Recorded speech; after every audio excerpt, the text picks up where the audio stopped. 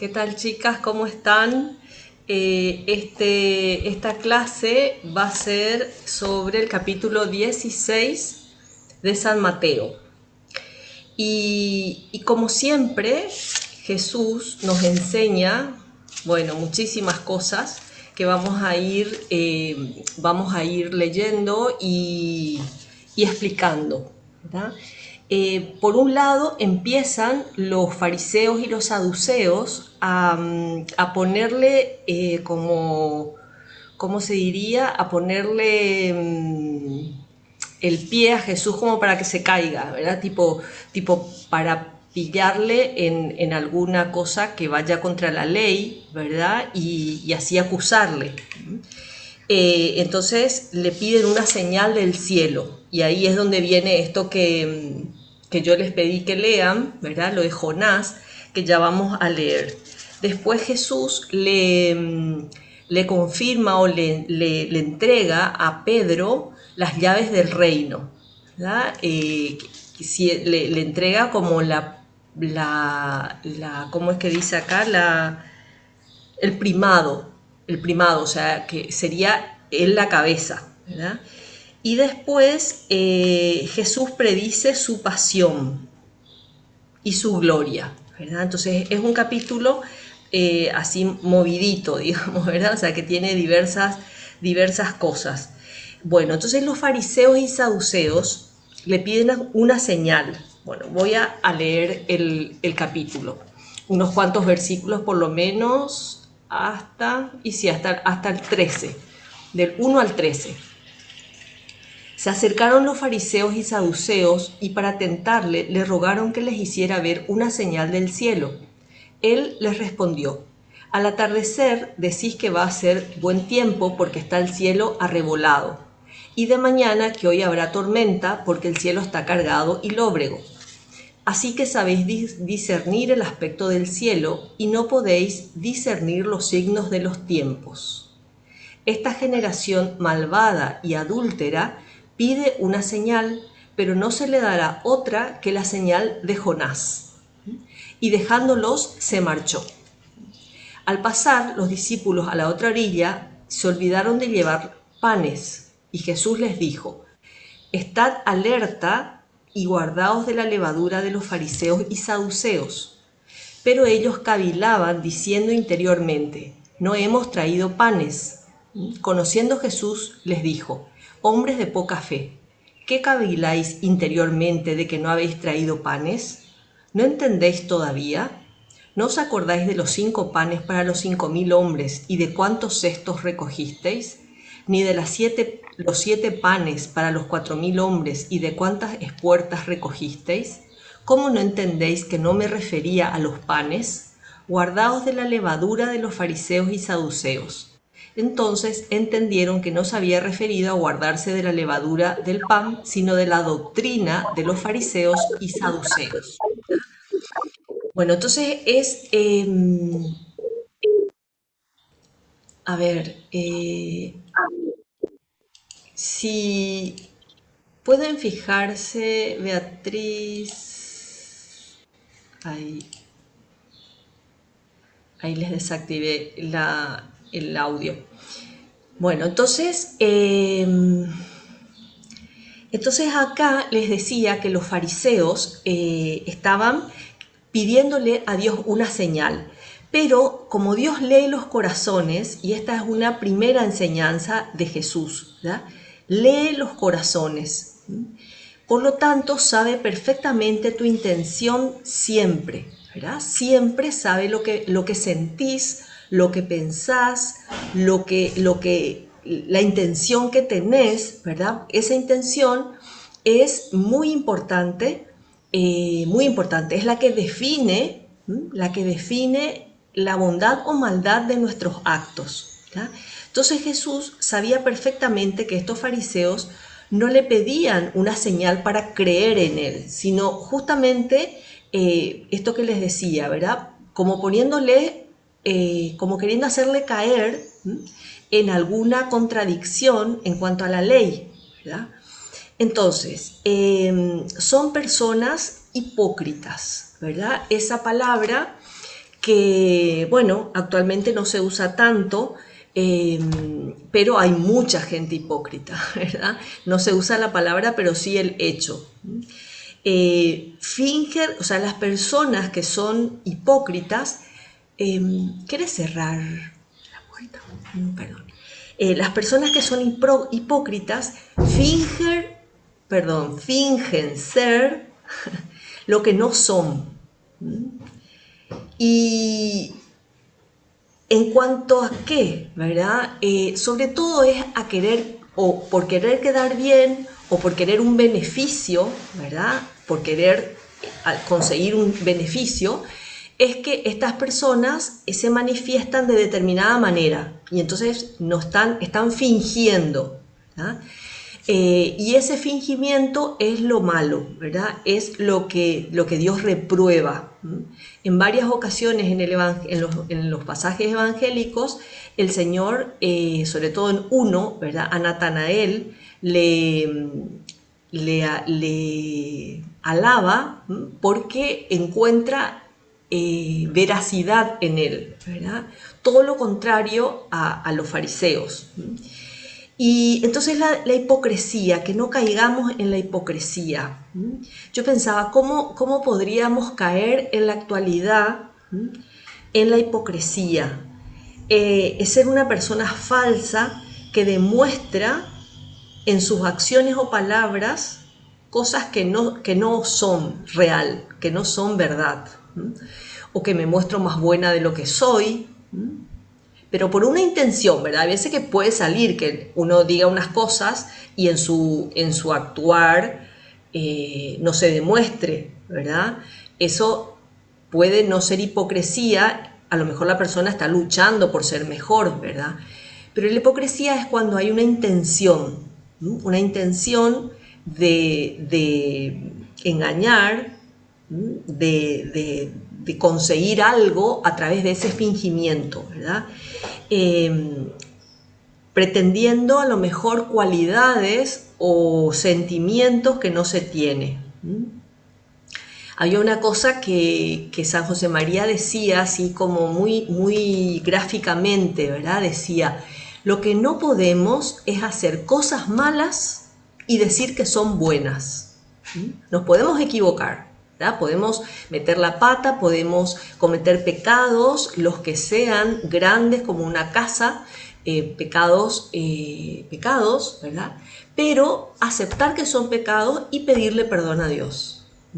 Lo que no podemos es cambiar la verdad, decir, no, esto no está mal, esto no está tan mal, ¿verdad?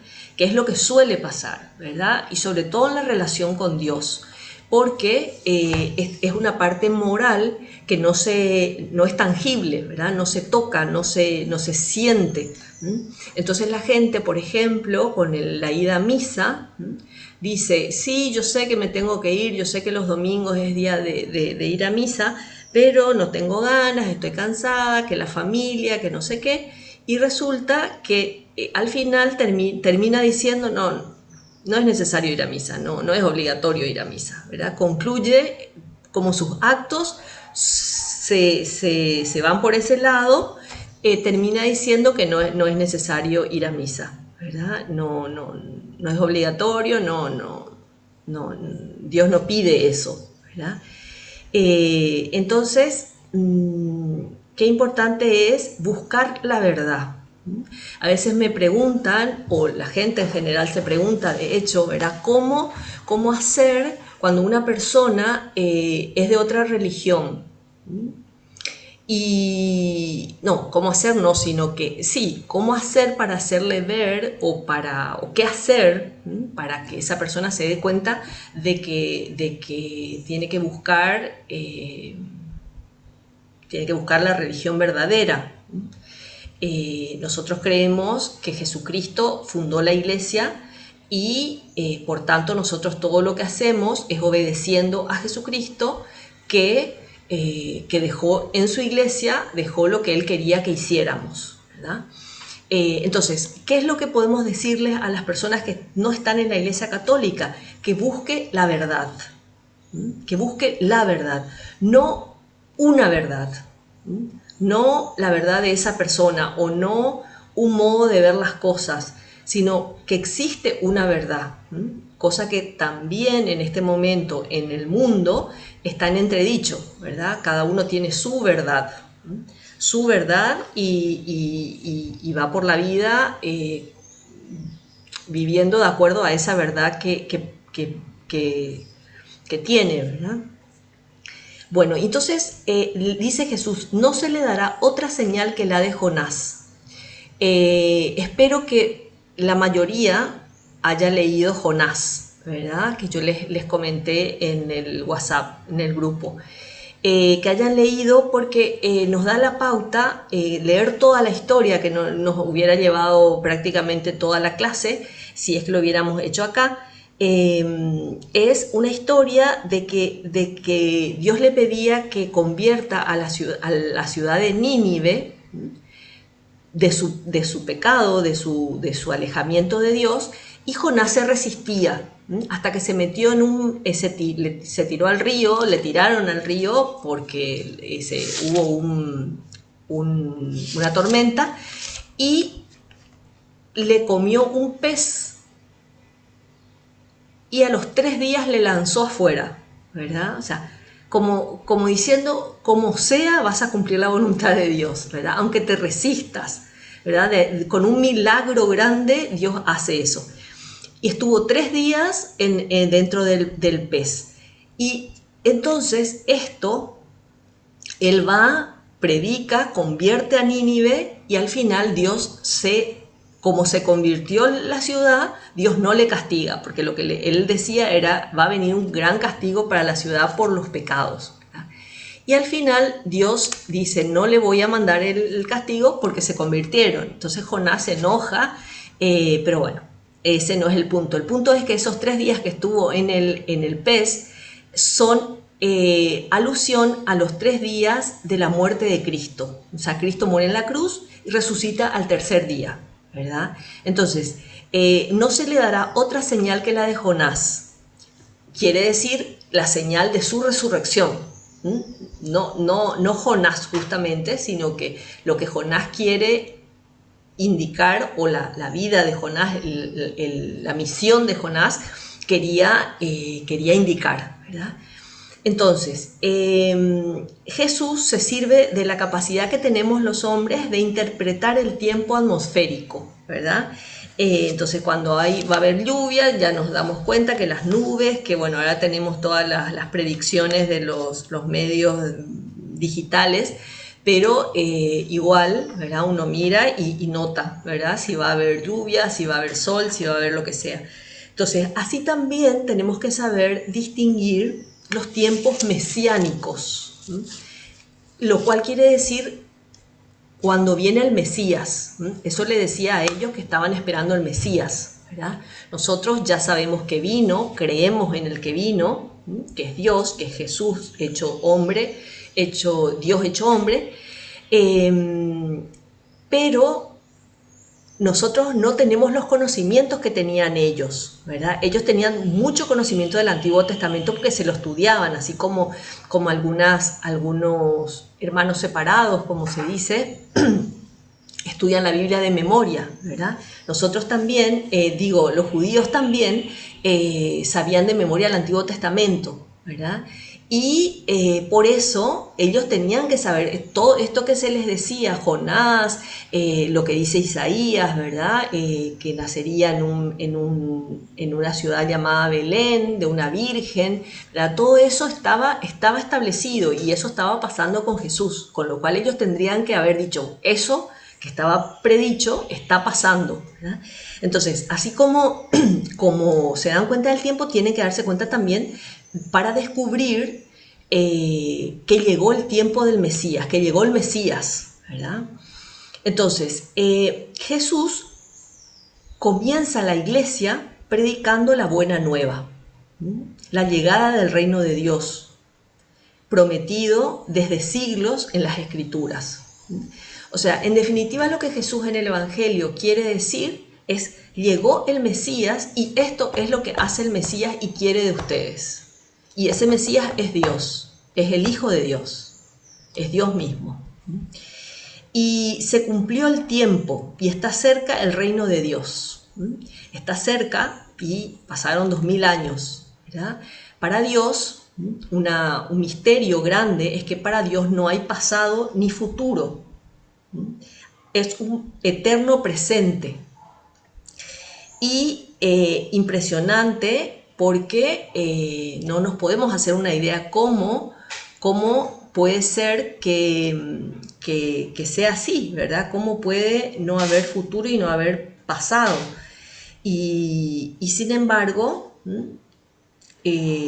para Dios, el tiempo de Dios es así. Entonces,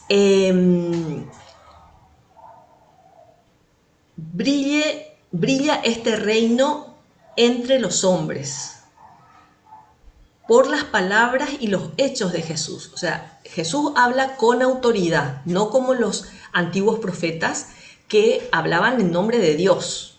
Dios habla en nombre propio y hace milagros en nombre propio. La palabra de Cristo es como una semilla, ¿verdad? Una semilla que se planta y va creciendo,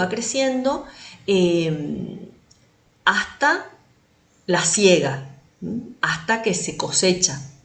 Y esa cosecha es el juicio. Esa es otra cosa que Jesús repite mucho, ¿verdad? O sea, va a haber un juicio, va a haber un juez, ¿verdad? Que va a juzgar nuestras obras con las palabras de Dios, ¿verdad? O sea, que lo que Dios va diciendo es lo que va a pedir que se cumpla.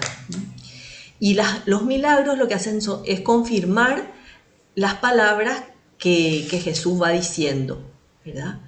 Pero sobre todo se manifiesta en la persona de Cristo, que vino a la tierra a entregar su vida en redención para los que le aceptan, ¿verdad? O sea, redime, salva, libera del pecado a las personas que le aceptan, ¿verdad? Bueno, entonces eso viene a ser la primera parte del capítulo 16. Después, la segunda, esta parte de los panes, ¿verdad? Como los discípulos eran bastante torpes, ¿verdad? O sea, nos podemos como alegrar en el sentido de que no necesitamos tener muchas luces para poder seguirle a Cristo, ¿verdad? Porque los discípulos que eligió Jesús no tenían mucha viveza, ¿verdad? O sea, que no se daban cuenta de lo que Jesús les quería decir, ¿verdad? Entonces lo que les quiere decir es que no le sigan a los fariseos, ¿verdad? No, como le dijo, estad alertas y guardaos de la levadura de los fariseos y saduceos, ¿verdad? O sea, su doctrina, que no le sigan a ellos porque dicen cosas que no hacen y viven una vida hipócrita, ¿verdad? Bueno, entonces después dice, confesión y primado de Pedro. Cuando llegó Jesús a la región de Cesarea de Filipo, preguntó a sus discípulos, ¿quién dicen los hombres que es el Hijo del Hombre? Ellos respondieron, unos que Juan Bautista, otros que Elías, otros que Jeremías o alguno de los profetas. Él les dijo, ¿y vosotros quién decís que soy yo? Respondiendo, Simón Pedro dijo, tú eres el Cristo, el Hijo de Dios vivo. Jesús le respondió, bienaventurado eres Simón, hijo de Juan, porque no te ha revelado eso ni la carne ni la sangre, sino mi Padre que está en los cielos. Y yo te digo que tú eres Pedro, y sobre esta piedra edificaré mi iglesia, y las puertas del infierno no prevalecerán contra ella. Te daré las llaves del reino de los cielos, y todo lo que atares sobre la tierra quedará atado en los cielos, y todo lo que desatares sobre la tierra quedará desatado en los cielos. Entonces Jesús ordenó a los discípulos que no dijeran a nadie que Él era el Cristo.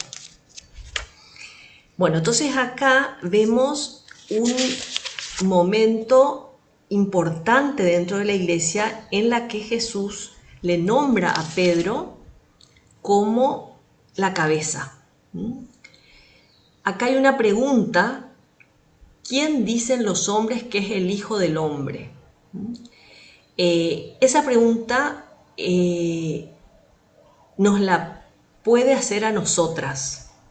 ¿Quién dicen tus amigas que es el Mesías? ¿Quién dicen que es el Hijo del Hombre? ¿Quién es Jesucristo? ¿Verdad? Y después una pregunta todavía más íntima, que les dice, ¿y vosotros quién decís que soy yo?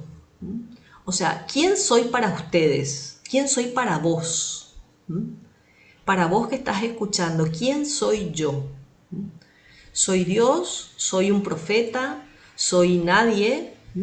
¿Soy una persona que te dice lo que tenés que hacer y después te va a dar el premio del cielo? Creo en las palabras de Cristo, me entero de cuáles son sus palabras. Eso es lo que estás haciendo en este momento, ¿verdad? Y acá, ¿cómo le dice Jesús? Bienaventurado eres, o sea, feliz es la traducción de bienaventurado. Feliz Simón, hijo de Juan, porque no, esto te reveló mi Padre. O sea, es una revelación, es un don el creer, ¿verdad? El creer en Dios. No te lo dio la sangre ni la carne, ¿verdad? No es algo que a lo que uno llega por estudiar tanto, ¿verdad? Uno puede estudiar las escrituras y no tener fe. Obvio que Dios va a regalar la fe a una persona que estudia, ¿verdad? Que estudia la Biblia, pero no es intelectual el tema es sobrenatural, ¿verdad? Es fe.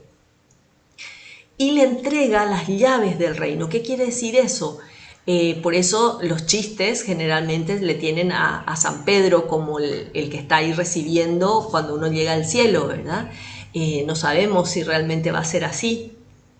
Entonces acá el Señor le dice, todo lo que atares, y ese modo de hablar era darle todos los poderes.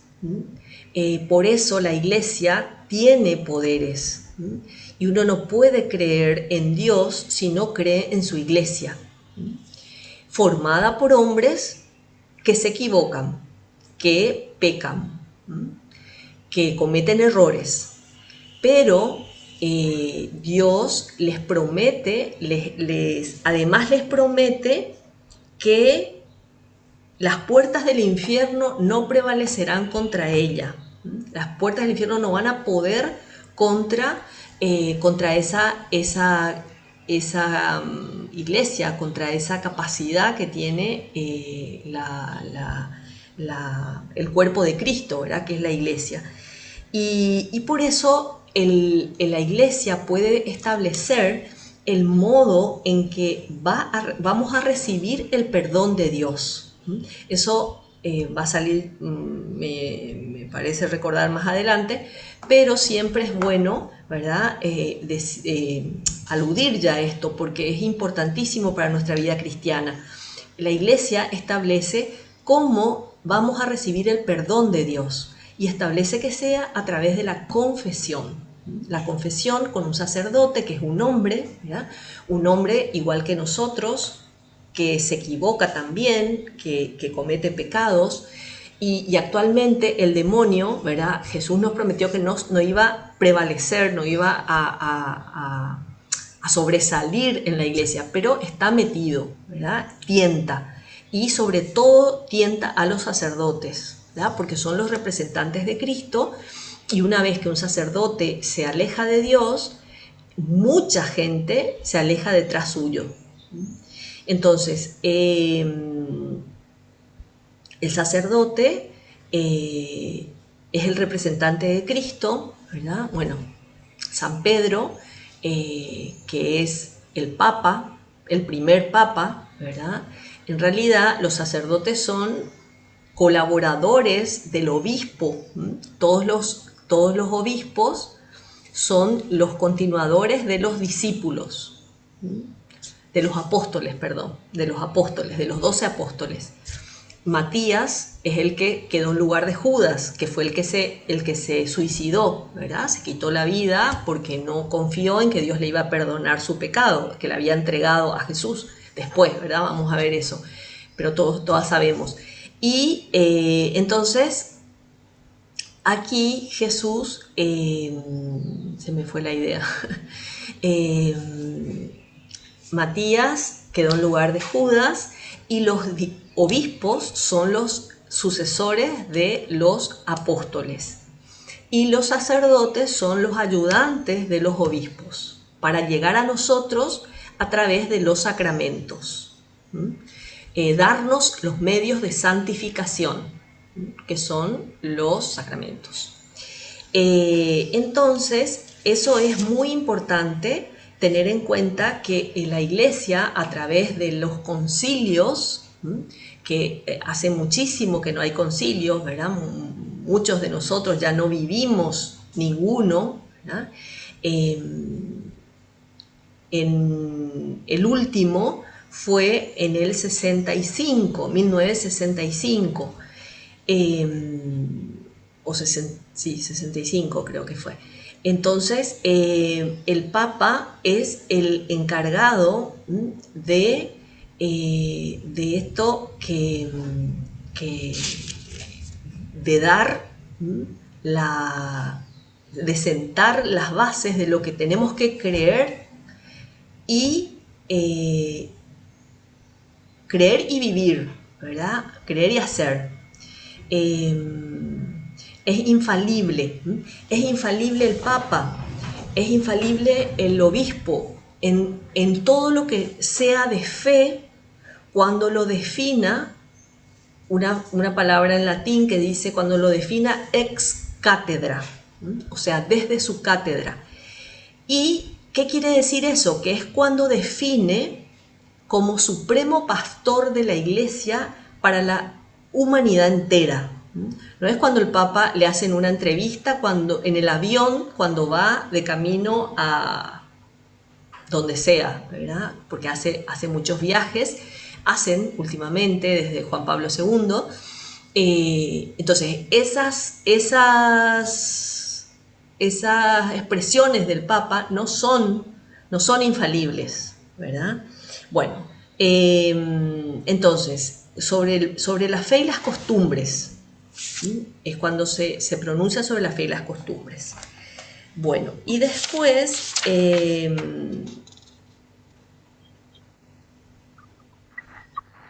acá, seguimos leyendo, ya nos quedan 10 minutos.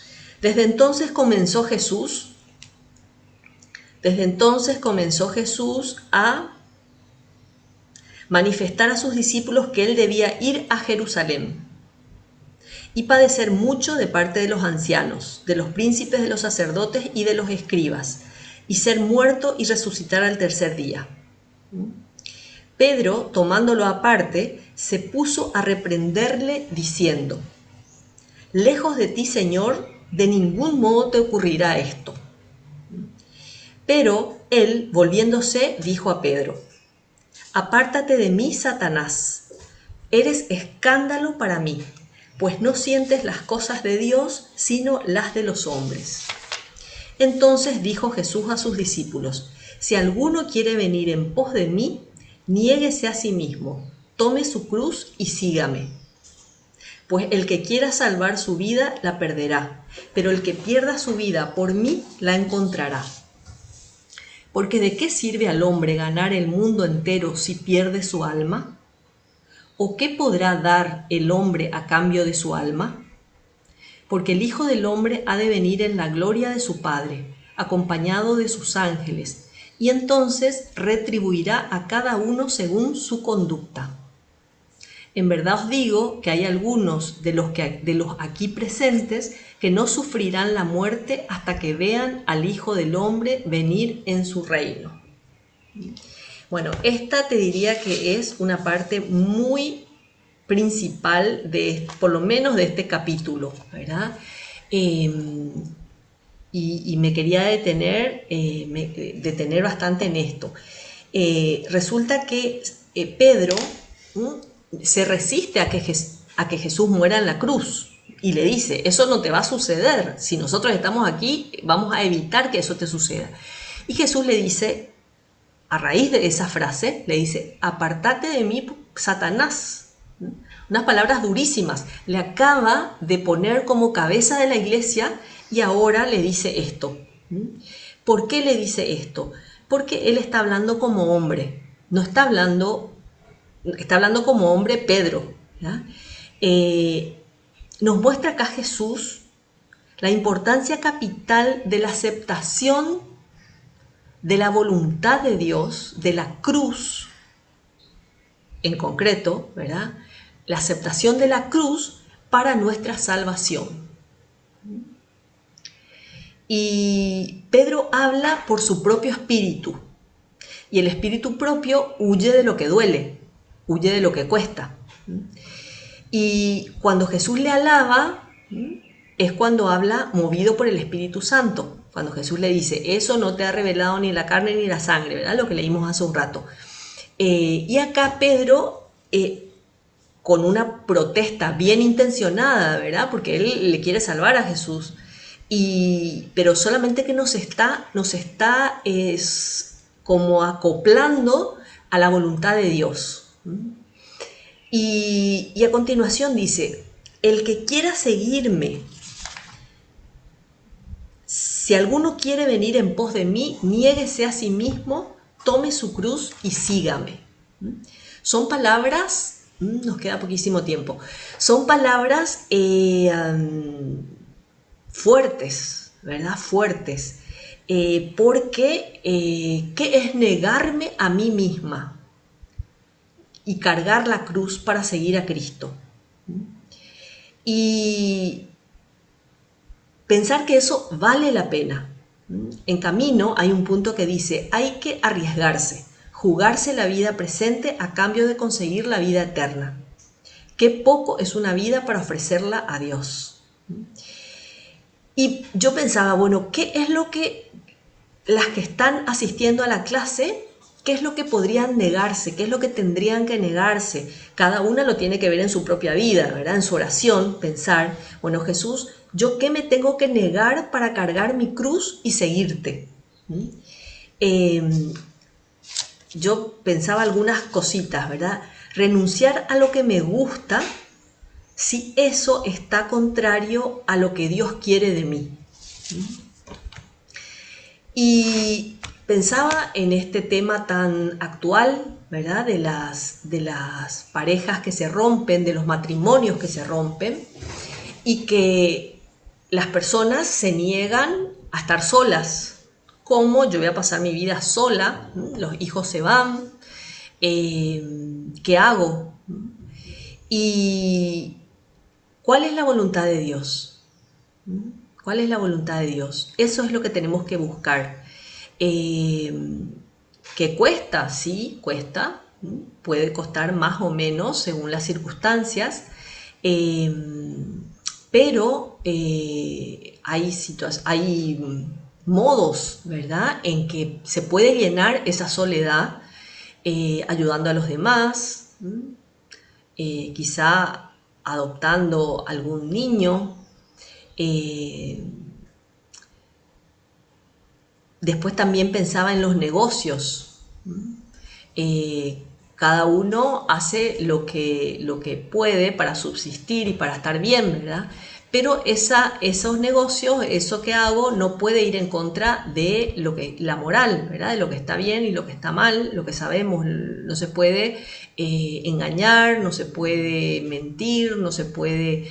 Y en definitiva es que va contra cada mandamiento. Yo pensaba, bueno, cada mandamiento, bueno, la misa, el primer mandamiento, bueno, el tercer mandamiento es el que manda, el que prescribe ir a misa todos los domingos y fiestas de guardar, ¿verdad? Pero el primer mandamiento dice amar a Dios sobre todas las cosas. ¿Cómo le amo en mi vida a Dios sobre todas las cosas? ¿Cómo le amo sobre mi marido, sobre mis hijos, sobre mis padres, sobre mis bienes, sobre mi comodidad, sobre mi cansancio? ¿Cómo le amo? Sobre todas las cosas. Y una de las cosas es ese acompañarle, agradecerle, cumplir el tercer mandamiento, que es ir a misa todos los domingos y fiestas de guardar. Y sabemos que para un cristiano que quiere ser santo es no quedarse en el cumplimiento de la ley, ¿verdad? Sino ir a más, ¿verdad? cuantas más veces mejor, cuantas más posibilidades de unirme con Dios en la vida litúrgica, en la Santa Misa, mejor. Después, cómo busco la verdad sin adornarla para quedar bien, ¿verdad? Que es lo que solemos hacer cuando mentimos, ¿verdad? Estamos queriendo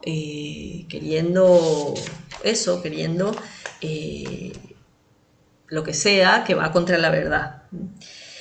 Bueno, entonces, pensar, hacer examen, ¿verdad? Hacer examen en tu oración, se nos va el tiempo, hacer examen en tu oración para ver qué tengo que dejar, qué tengo que negarme para cargar la cruz de Cristo y seguirle. Como ahora decía un chiste, decía, la cruz que pongas mañana, ¿verdad? Cuidado con la cruz que pongas mañana porque vas a tener que cargarla después, ¿verdad? En las votaciones decía eso, ¿verdad? Pero no se refiere Jesús a las votaciones, sino a su cruz, ¿verdad? A la cruz que todas conocemos y tenemos, ¿verdad? Algunas cruces, y le pedimos a Dios entonces que nos dé luces para ver en qué seguirle mejor. Bueno, chicas, hasta aquí